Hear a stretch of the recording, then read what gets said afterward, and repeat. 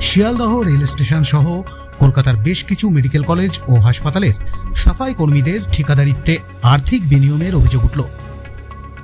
অখিল ভারতীয় সাফাই মজদুর সংঘের রাজ্য সম্পাদক সুজিত বাল্মীকি এবং সংগঠনের মহিলা সম্পাদিকা হিমা মালিক সম্প্রতি এই আর্থিক বিনিয়োগের অভিযোগ তুললেন।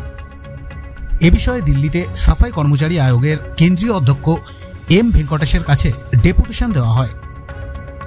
সম্প্রতি শিয়ালদহ রেল স্টেশন সহ কলকাতার বেশ কিছু সরকারি মেডিকেল কলেজ ও হাসপাতালের ঠিকা সাফাই কর্মীদের বিভিন্ন বিষয় নিয়ে অনুসন্ধান করেন অখিল ভারতীয় সাফাই মজদুর সংঘের রাজ্য নেতৃত্ব। এরপরেই ঠিকা সাফাই কর্মীদের নানান দুর্নীতি তাদের নজরে আসে। গোটা বিষয় নিয়ে দিল্লিতে কেন্দ্রীয় অধ্যক্ষের কাছে অভিযোগ জানালেন অখিল ভারতীয় সাফাই মজদুর সংঘের রাজ্য নেতৃত্ব।